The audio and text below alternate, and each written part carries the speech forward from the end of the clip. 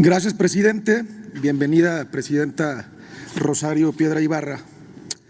Desde luego que el Movimiento Ciudadano consideramos que el papel de la Comisión Nacional de los Derechos Humanos debería ser crucial en la vida pública, y más en un momento como el que vive el país, con una crisis de derechos humanos que consideramos inocultable. Tendría que ser el papel de la Comisión Nacional de Derechos Humanos de verdadero protagonismo, de activismo, con vigor en la búsqueda de la justicia. Y por ello creemos que esto lamentablemente no ha sucedido en los últimos años y estamos preocupados, estamos muy preocupados. El día de hoy quiero enfatizar dos temas.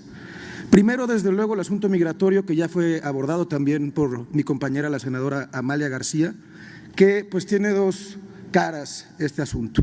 El de las acciones del gobierno mexicano en relación a las y los migrantes que transitan por México y pues el conocido asunto que se nos avecina de las deportaciones que ya están en proceso de nuestros connacionales desde Estados Unidos. En el primero, pues hay que decir algunos hechos, ya mencionó algunos la senadora Amalia García.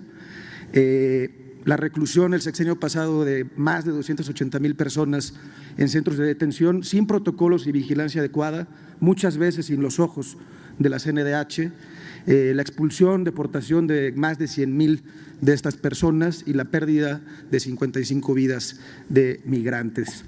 El segundo tema, referente a la situación de las y los mexicanos deportados desde Estados Unidos, pues creemos que hay mucho más que se puede hacer, que se puede empezar a desplegar desde la Comisión Nacional de Derechos Humanos con mejores prácticas, colaboración con los gobiernos de las entidades federativas y desde luego algunas recomendaciones que se pueden emitir.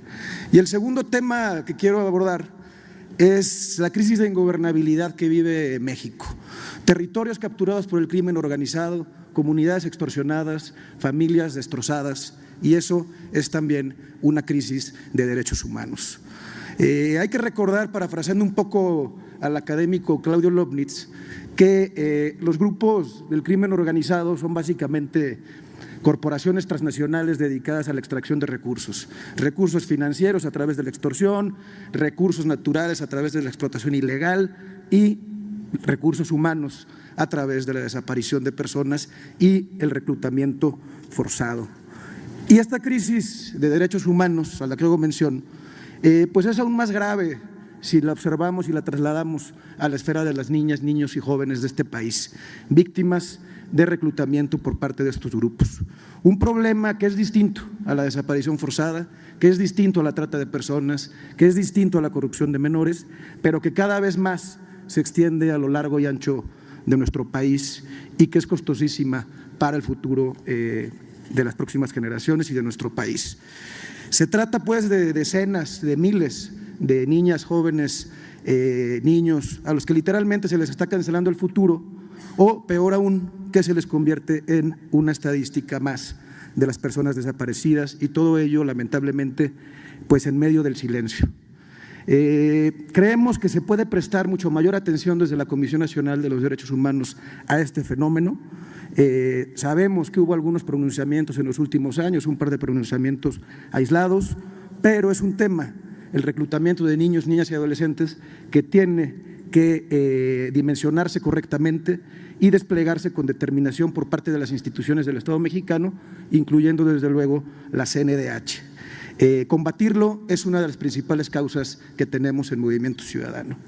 Y por ello, esa es una petición que queremos hacer el día de hoy a la CNDH, a la Comisión Nacional de los Derechos Humanos, elaborar, empezar a discutir y elaborar, desde luego en el marco de su autonomía, pues lo que podría ser una macro recomendación para combatir, para enfrentar, para prevenir el problema del reclutamiento forzado de niños, niñas y adolescentes, un problema premiante para el Estado mexicano en materia de derechos humanos. Concluyo con la siguiente reflexión. En materia de derechos humanos creemos que lo importante es hablar, y es hablar con la verdad. Lo peor para los derechos humanos es el silencio. Lo que quieren estos grupos criminales que reclutan niños, niñas y adolescentes o gobernantes o cualquier otro actor que viola derechos humanos, lo que ellos quieren es el silencio. Y lo que México necesita es que se hable.